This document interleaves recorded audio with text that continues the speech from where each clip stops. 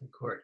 Yeah, so everything that we're doing here is all fair game for BC next year. We've already looked at graphs of polar curves. Now we're going to look at the areas of a polar curve. So if you think back to what we did with just regular curvy functions in finding their areas, we used Riemann sums. We made those little rectangles, and we summed up an infinite number of those little rectangles between the function and the x-axis, and that's what the purpose of the integral was. Integral, like integrated and found all of those infinite areas. But when you're doing it with like a curve around a center point in a polar curve, you're not making rectangles. What you're making are little like sections of a circle, like little slices of pie of a circle. So this is like a slice of pizza or as a slice of pie. And we want to sum up all of those, and we want an infinitely small amount of those because then it'll fill in all these little gaps inside of there. Well, the question is how do you find the slice of a pie if all you know is the radius and the angle? So, and you can easily set up just a little ratio here that can kind of show it, that the circumference of a whole circle is 2 pi r, and the area of a whole circle is pi r squared. Well, I don't know if you remember back, but to find the circumference of a circle, you guys know it as 2 pi r, but the other way to find the circumference of a circle is, or the arc length of a circle, I should say, is by taking r times theta. So the arc length is equal to r times theta. So whatever the radius times the angle, that'll give you the length of the arc that's created, and over pi r squared. And so for me to then solve this, if I just do a little cross multiplying and solving, I wind up getting a is 1/2 r squared theta. That is how to find the area of the slice of a circle, like a section of a circle, from the center out, knowing just the radius and the angle. Well, I want an infinite number of those, so I'm going to turn it into an integral. So this is my formula, this super duper simple formula saying, okay, whatever my equation, my r equation is, like we were dealing with yesterday, square that, it's going to be in terms of theta, and take half of that along some interval. Now this interval are angle values. This is like my first angle and my second angle as I go around the polar curve. And I'll tell you right now, and I told some people yesterday, the hardest part about finding areas of polar curves is figuring out the intervals. You're going to know the function. They're going to tell you what the function is. So you just have to figure out what are the angles to then sweep through and give you that area. So for instance, like if I even take something as simple, let's say, I don't know, a circle, just a whole circle with a radius of 3. Well, I know that area is pi r squared. So it's going to be pi times 9. Area of that circle is just pi times 9. But if I use the formula here, just showing you how simple and nice it works, I'm going to integrate it from 0 to 2 pi. We have to be in radians because we can't have any units of degrees. The radius is 3, so it's 3 squared. That's r squared. And in a circle, the radius stays constant, d theta. Well, if I antiderive that, I get 9 theta, because that's my variable of integration, from 0 to 2 pi. And if I substitute 2 pi in for theta, I get 1/2 9 times 2 pi. And sure enough, the 2.5 cancel out, and there is my 9 pi. That's how you can set up and find the area of a circle using a polar form of the circle, using the formula how to find the area area within a polar curve.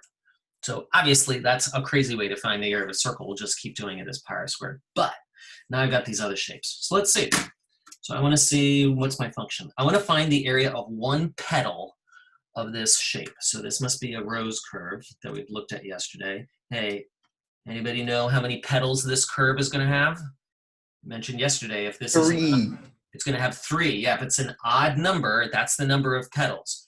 2, the amplitude out here tells you how long the petal is. This will give you an indication of how many petals. A couple things to keep in mind. You do want to be in polar mode. Otherwise, you couldn't have put it in as r. You want to be in radians. And Typically, you want to make sure your window, I'm going to do my theta steps of theta max, sorry. I want my theta max to be 2 pi, at least one cycle. 0.1 is a good step size. So let's kind of see what that looks like. There we go. Now it looked, if you watch carefully, I'm going to do a zoom 4. There it goes. And if you watch carefully, it looks like it passed through twice. So I only want one petal. So there's a couple ways that we can wind up doing this. One way is to figure out, okay, what is the area of the entire flower, of the entire rose curve, and then just divide it by 3. Well, in order to know that, I need to check, okay, how many radians does it take to get all the way through? So I'm hitting trace. I'm going all the way through using my right arrow button because that increases theta. And once I get back to where I started, look where I'm at. I'm at 3.1. Well, I can pretty much safely bet that that's 3.14. That's pi. So it takes pi radians to get through one complete cycle. So I could very easily say, okay, my area is going to be 1/3 of the area of the whole shape. And my formula is 1/2 integral from 0. Now we just figured out it was pi of r squared, 2 cos 3 theta squared d theta. So that would find the whole rose curve, and this only takes 1/3 of it, and we know all of these petals are going to be symmetric to each other, so they're all going to have the same amount of area. So that could be one way to do that. And in a second, maybe we'll play with our calculator of how to do that, but let me just show you another way, is that what I could also do is I could find the area of one petal, but let me even do this. I'm going to find the area of 1/2 of a petal and then double it. So I'm going to say I'm going to double the area of 1/2 of a petal, because then that would give me one petal.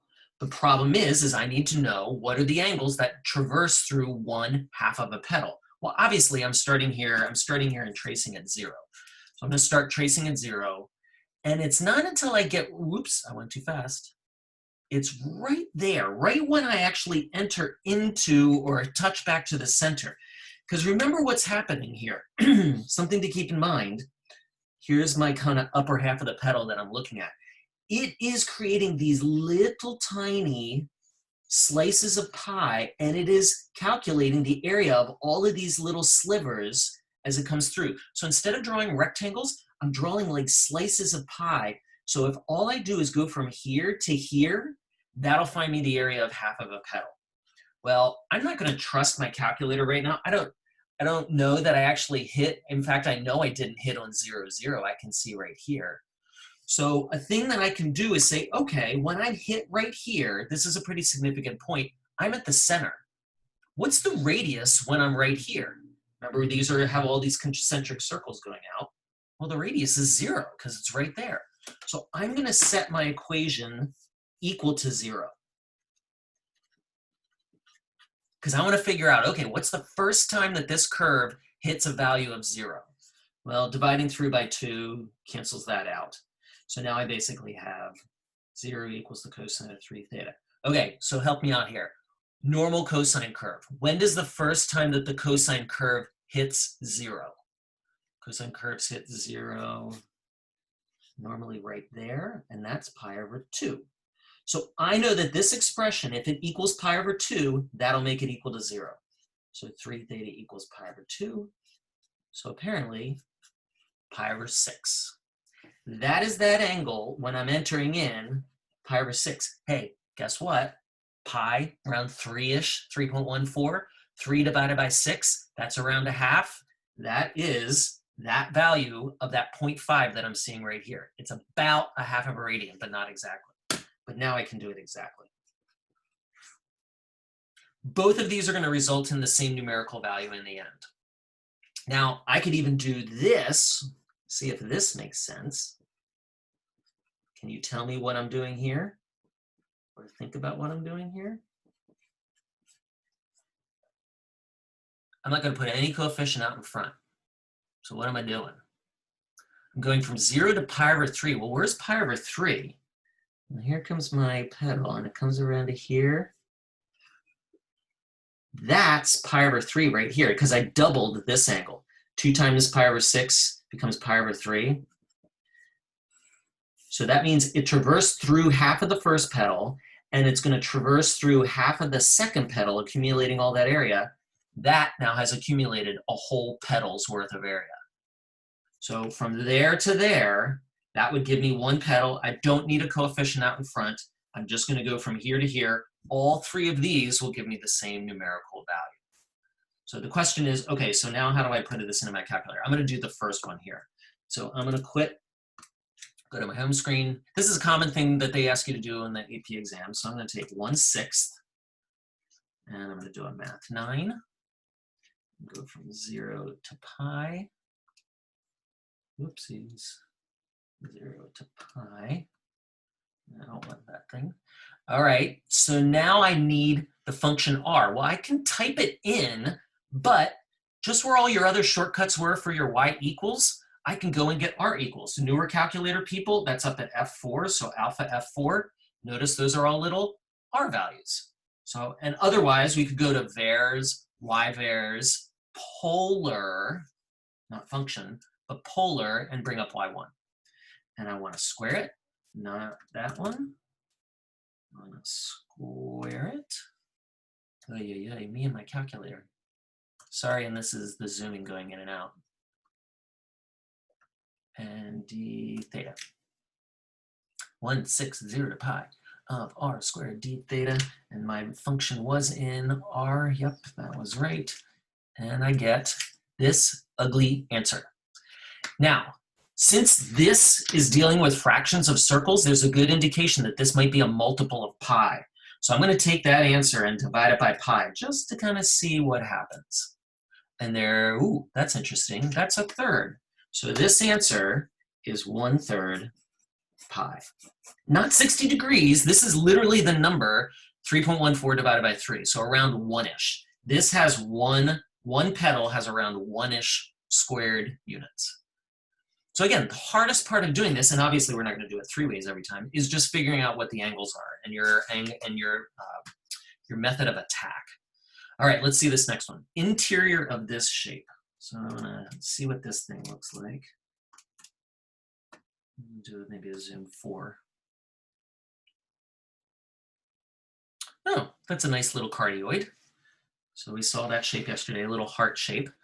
So this seems pretty straightforward. The only thing I got to figure out is, okay, how many degrees does it take me to traverse through here? So I'm just gonna, I like kind of angling through here and kind of seeing what happens. And it looks like by the time I get to here, I'm around 6.2, and that's 6.28, which is 2 pi. So I think this one's pretty straightforward.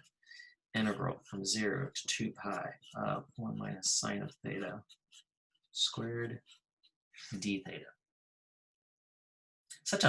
Now, notice what we're not doing? We're not actually anti-differentiating these by hand. We're letting our calculator do them. These would get pretty messy, involve some trig identities and stuff. We'd actually have to FOIL this out because I can't do a chain rule on this. I don't have a cosine anywhere. So I'm just going to go back here and 0.5, math 9. 0 to 2 pi of r squared d theta. And again, from yesterday, hitting your variable button, xt theta n, now that you're in polar mode, it'll bring up that little theta symbol. And I get this weird number. I'm going to take that answer, oops, and divide it by pi, see if it's some multiple of pi. Oh, yeah, it is. It's 1.5. So it's 3/2 pi squared units. The area inside of that cardioid is exactly 1.5 pi squared units. So pretty kind of simple. So let's see what else we got. Let's see anybody. Oh, there is a chat. You can also use second trace to confirm. Yes, sorry, Devin, I don't know when you had said that. Yes, you can use second trace to confirm that value, right? Here's my only concern is that sometimes if you just, let's say this was your graph and you just hit trace and, what was I gonna say? And you just type in like 2 pi. Well, no, it's not gonna go there because my window isn't big enough. Let me go a little bit, maybe up to 7. Because if I just hit if I just hit trace and type in 2 pi, it'll take me there, but I don't know if it already had passed around there once. So that's why I like using that little back and forth just to kind of traverse through it. And oh, by the way, if you hit second trace, notice all your other calculation and function things are now gone. You only get to be able to find the value, a derivative in terms of y and x, and a derivative in terms of r and theta, which we'll talk about tomorrow. All that like area and integral and zeros and all that kind of stuff, that's not here. Calculator's a little bit limited with this. All right, this one's a fun one. Interior loop. Let's see this one. 4 minus 6 sine theta. Ooh, fun. I'm gonna do maybe a zoom 6 out a little bit. Zoom 6 is a little distorted because it's got dimensions of 20 by 20 on a rectangular screen. Zoom 4 is true, but we basically get this limacon. So this limacon's coming around here, does a little loop-de-loop, and comes around here. It's a cardioid with a little inner loop. Oy, that's awful. Okay, maybe you can draw a better one than I can. And if I hit trace, I can see I'm starting right here. Here is 0 radians. So at least I know there. And what's my question? I want to find the area of the inner loop. There's just this little inner loop. Now, what we're not going to do is we're not going to just trace around and just say, oh, you know, it looks like that's my angle going in this loop and that's my angle coming out of the loop. Because notice my graphing calculator didn't get me exactly to 0. It gets me kind of close. But here's the nice thing about this little inner loop. This little inner loop has its entrance, I call it like an entrance and exit angle, because we're basically traversing through here, at r equals 0, right there at the center of the polar coordinate axes. So if I can figure out what's the first and the second angle that makes this equation equal to 0, meaning that it's going to be centered at 0, then I'll know my angles of my integration, because the rest of it's just a piece of cake. So I have to set this equal to 0. Now, do we wind up setting these equal to 0 a lot? Yeah, because a lot of stuff is happening right here at the center, right here at 0. So a little bit of work. So I get 2/3 is sine of theta. All right, so here's the thing, is that what I could do is I could do an inverse sine of 2/3, and that'll give me the one angle, the first angle, 0.72, let's say 730. Again, I'm in radians. So I know I'm going to be entering into this loop at 0.730 radians. The question is, what am I exiting the loop? Well, the problem with my calculator is it only gives me this 1. So there are ways around this. I mean, what we could do is I could go back to function mode. I could graph the sine function, put a line here at 2/3, and figure out second calc intersect and find out what those two values are. Again, I'd have to switch back to function mode, and I can do that. But I don't know, I just took a whole year of trig pre-calc with Mrs. Miller last year. So I should be able to use a little common sense here. Why am I drawing triangles in the first quadrant and second quadrant? Well, all students take classes. First and second quadrants is where the sine function's positive. Opposite over hypotenuse, opposite over hypotenuse, and I just figured out that this angle's 0.730. Well, that means that this angle is 0.730. But that's not the angle I want. I want that angle. So how do I get that angle? Don't you dare say 180 minus 0.730. It's pi minus 0.730, because I'm in radians. So again, a couple different ways we can go about maybe getting some of these angles, and so that's about 2.411. So that's where I come out. Again, that's the hardest part of doing some of these polar curves, is figuring out these angles. Again, could have gone back to function mode and come back and just doing second intersect. This seems easy enough. And at this point, it's just a piece of cake. 730, 2.411 of my function r squared d theta. And just for fun, let's just see what it is. In fact, sometimes on the AP exam, they just have you set up the integral and they don't even have you evaluate it. That's happened a couple times over the last couple years. Again, if you don't have a newer calculator, you're again going through vars, y-vars, polar, and then R1. And I get this thing. Is that a multiple of pi? No, it doesn't look like it. So it's just some weird random number. So my final answer is 1.764 squared units. That's how much is inside of that little thing. All right. So how about this one? This looks fun. Between the loops, what's going on here? Let's see what's happening. 2 times 1 plus 2 sine theta. I'll do a zoom for it first, see what. Okay, so another limacon. So now, but I want the area between the loops. Well, if I trace this, okay, so it started here, but I'll kind of cheat and make mine look kind of prettier this time. Remember, I had a college professor that was really spent a lot of time trying to draw these curves. It was back before graphing calculators were just coming in fashion at that point. So we spent a lot of time drawing stuff. Okay, so what am I looking for? I'm looking for the area between the loops. I'm looking for all of this area. How am I going to do that? Anybody got an idea? I know I start at theta equals 0 right here. Let me just do a quick trace through and see how many radians it takes me to get through the whole thing. Is it it's like super duper looper here. So what is that, 6.28? So yeah, it goes from 0 to 2 pi. So if I set this up, 0 to 2 pi of, I don't know why I have this factored, but I'm gonna multiply it out so I don't have to deal with that all the time.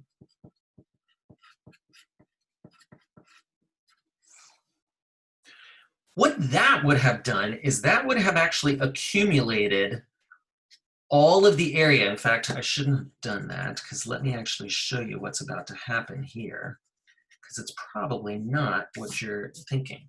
Okay, so it's going to start accumulating area as it's going around here.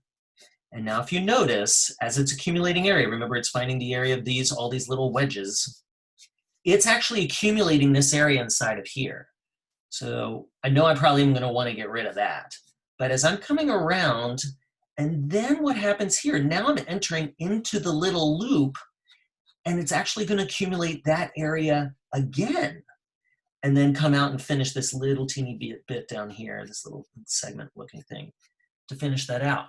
So if I simply go from 0 all the way to 2 pi, I have actually accumulated the area of the little inner loop twice. So I got to get rid of 2 inner loops. So I want to subtract from that 2 inner loops. Now there's ways to avoid that. What I could do is that I could instead, one way of approaching this is to go backwards, figure out what this first negative angle is, because if I go backwards, I've got a negative angle. Figure that negative angle out, go all the way around, and then stop before you enter into the loop. And then you would only have to subtract out the inner loop once, because it still would have accumulated all of that area through that initial pass. So that's another workaround. I don't know, at some point you're still going to figure out, you have to figure out the entrance and the exit angles coming in and out of there. So why not just do the easy way of just going from 0 all the way to 2 pi. So once again, I got to figure out what angle I'm entering and exiting the little inner loop. And that is a radius of 0. So I set my equation equal to 0 now. I think this is going to look a little nicer. In fact, I might not need my calculator for this, because that looks familiar. I'm going to pull back some of my trig knowledge. Again, all students take classes. Negative sign values in the 3rd and 4th. Opposite over hypotenuse. And I see that that's 30 degrees inside of there. So my angles are 210 and 330. So 210, and all the way around it's 330. But I need them in radians. So I don't know, this is pi over 6 is 30 degrees, so this is 7 pi over 6. And this is 11 30 degrees. 11 times 30 is 330, so that's 11 pi over 6. And there they are, 7 pi over 6 to 11 pi over 6. So 1 whole pass minus 2, and yes, those do wind up canceling each other out, so it makes it a little bit easier when you go to actually plug it into your calculator and evaluate. I'll tell you right now, I don't care what the answer is. If you want to play around and get that answer, go ahead and see what you get. But at this point, I'm happy with just you realizing that if you're going to go from here all the way around, you're going to actually accumulate that area twice. Make sure you subtract that out twice. All right, last one. Last one's got a couple little challenges here to it. So it's this beast. All right, so we've got a limacon, and I've got a little circle. So this limacon is really more of like a cardioid here. So it's this heart shape here, and then this circle centered at the center right here. And the nice thing, all the angles are kind of given already. So this is going to be more about just setting it up. So now this didn't copy very well, and I don't have color, and I was saying what the colors are. Letter A is finding this area out in here. Letter B is finding the area inside the circle but outside the limacon. So that is this area here. And letter C, area inside the circle and inside the limacon, that is this area all in here. So those are my areas that I want to find. So all we're going to do is set them up. So let's see how we do. So if I want area A, I want to figure out what the area of A is. How am I going to do that? Well, I think let me just graph them real quick here, because I think I know, but 2 cos theta, and the other one's just a circle of 2.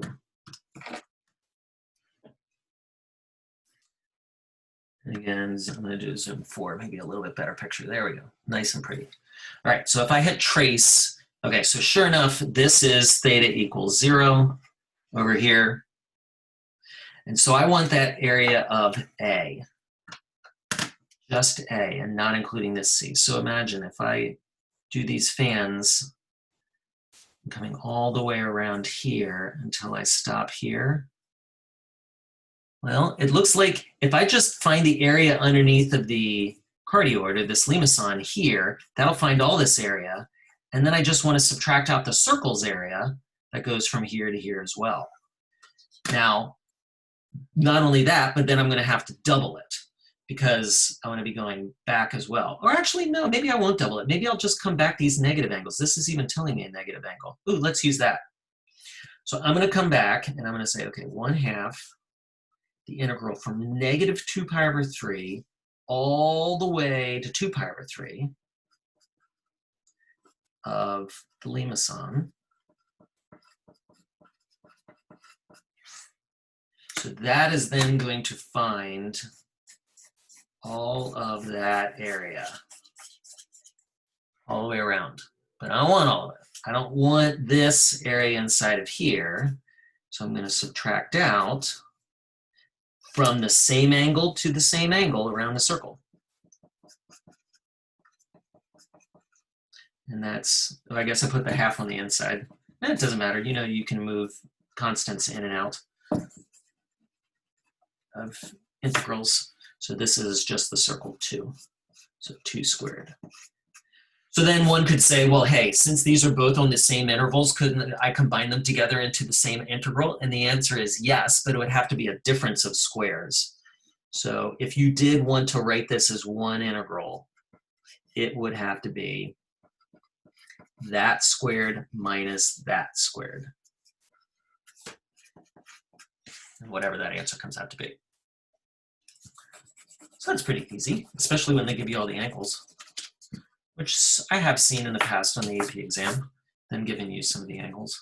These are usually in the calculator section of the exam. Again, this year's exam, you have the calculator the whole time. Usually there's a as I've said before, parts with and without your calculator. All right, so how about B? How are we going to set up B's area? No. If I'm going to be going from here to here or here to here, maybe I can find the area all the way of the outer shape first, then minus the inner shape second. And I believe these are going to be on the same intervals, so maybe I'll combine them together like I did with the last one. So I got 1/2. And now where am I going? I'm going, here's 0, and then I first hit at 2 pi over 3. What's this 8 pi over 3 about? Well, that's just if I go all the way around again, because 8 pi over 3 is past 2 pi. 6 pi over 3 would have been 2 pi. So that's the second pass around, if you needed that angle. So I'm going to go from 2 pi over 3 to, looks like 4 pi over 3. And my outer shape is the circle this time. And then my inner shape is the cardioid.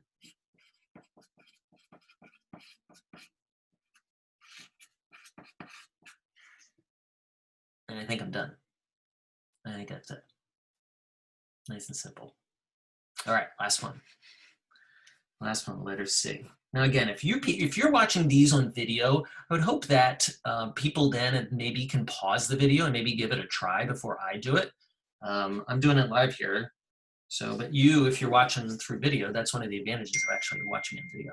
All right, so now I want letter C. How am I going to find the area of the letter C? What are we thinking here? Well, if I go back to this angle, this negative 2 pi over 3, well, then I can find the area of this circle all the way until I get to positive 2 pi over 3. But then I want to now switch to a different curve as my bounding curve and accumulate that area. So I don't know if this is the same approach as the last one about a difference of areas. In fact, I'll argue I think it's a sum of areas. I want to start at this negative angle, come around the circle until I get to that angle. Now I'm switching shapes. Now I'm switching to the cardioid or the limacon. And I'm going to go from this angle to this angle. Again, accumulating all of that area from the center. So my first one's the circle.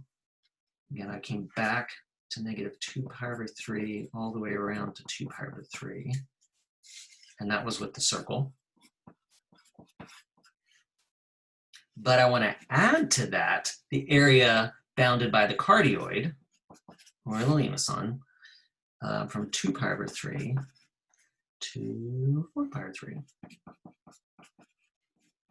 3 plus 2 cos theta. Now that one's a sum of two areas. Again, all this can be thrown into our calculator. I don't doubt that that's an easy thing to do. This is more about the fundamentals. Could we just do the area of the circle minus B? Oh my God, that is totally clever, yes. So Devin just said, can I find the area of the entire circle and subtract out what I just found for B?